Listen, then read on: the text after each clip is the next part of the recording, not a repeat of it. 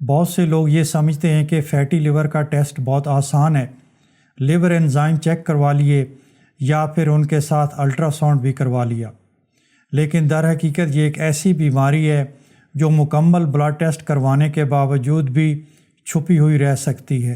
Fatty liver عام ٹیسٹوں میں بالکل نارمل لگ سکتا ہے، لیکن وہ مارکرز جو اس کی ابتدائی تشخیص میں بہت اہم ہیں ان کو نظر انداز کر دیا جاتا ہے۔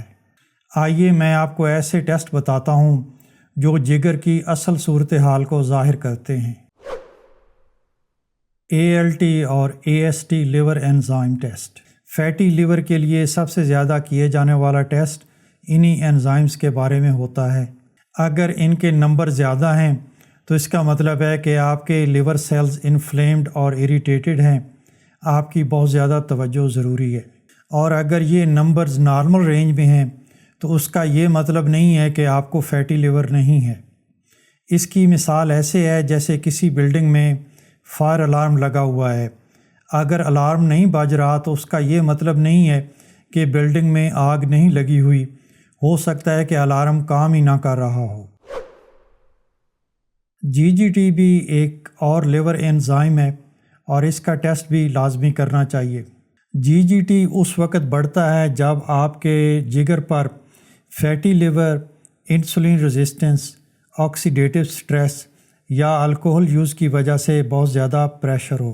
یہ وہ ٹیسٹ ہے جو کہ ظاہر کرتا ہے کہ آپ کا جگر کتنی زیادہ مشقت کر رہا ہے، اور عمومی طور پر GGT کے نمبرز ALT اور AST سے پہلے بڑھ جاتے ہیں۔ فیٹی لیور ہونے کی سب سے بڑی وجہ انسولین ریزسٹنس ہے، جو کہ عام طور پر کیے گئے بلڈ شوگر ٹیسٹ میں ظاہر نہیں ہوتی۔ اس کے لیے آپ کو فاسٹنگ انسولین ٹیسٹ کروانا چاہیے۔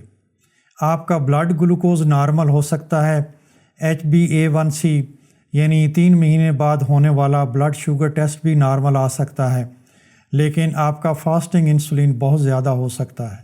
جگر پر چربی انسولین لیول زیادہ ہونے کی وجہ سے جمع ہوتی ہے، اور یہ ٹیسٹ شوگر ٹیسٹ کے مقابلے میں کئی سال پہلے آپ کو اس بارے میں بتا سکتا ہے۔ انسولین ریزسٹنس کو جاننے کے لیے ایک اور ٹیسٹ HOMA-IR ہے۔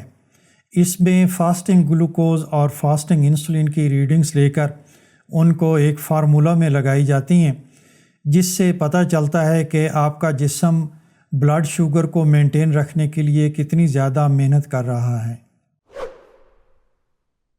فیٹی لیور کے لیے الٹرا ساؤنڈ بھی ایک بہت اہم ٹیسٹ ہے جو یہ دکھاتا ہے کہ آپ کے جگر پر چربی جمع ہو رہی ہے یا نہیں۔ جب جگر پر چربی جمع ہو جاتی ہے تو اس ٹیسٹ میں وہ برائٹ اور زیادہ شائنی نظر آتا ہے۔ اس ٹیسٹ کی بھی اپنی ہی لیمٹس ہیں۔ یہ تو بتا سکتا ہے کہ لیور پر فیٹ جمع ہے اور لیور ڈیمیج ہوا ہے، لیکن یہ نہیں بتا سکتا کہ لیور کتنا ڈیمیج ہوا ہے۔ فائبروسکین ایک بہت ہی اہم اور کارآمد ٹیسٹ ہے۔ یہ بھی الٹرا ساؤنڈ کی طرح ہے لیکن بہت ہی پاورفل۔ یہ دکھاتا ہے کہ آپ کے لیور میں کتنی سٹفنس ہے اور اس پر کتنی سکارنگ اور کتنی فیبروسس ہے۔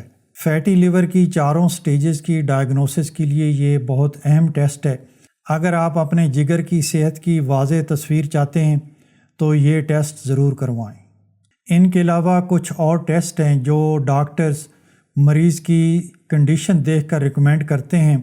ان میں بلروبن، البیومن، INR اور پلیٹلیٹس چیک کیے جاتے ہیں۔ یہ ٹیسٹ ابتدائی فیٹی لیور کے لیے نہیں ہیں، ایڈوانس سٹیجز پر ڈاکٹرز ان کو ریکمینڈ کرتے ہیں۔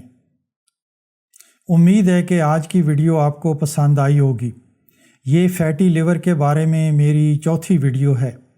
پہلی ویڈیو میں میں نے بتایا ہے کہ فیٹی لیور کیا ہے اور یہ کیسے ہوتا ہے۔ دوسری ویڈیو میں کھائے جانے والی فیٹ اور فیٹی لیور کے تعلق کے بارے میں بات ہوئی ہے، اور تیسری ویڈیو ان علامات کے بارے میں ہے جن سے آپ کو پتہ چلتا ہے کہ آپ کو فیٹی لیور ہو رہا ہے۔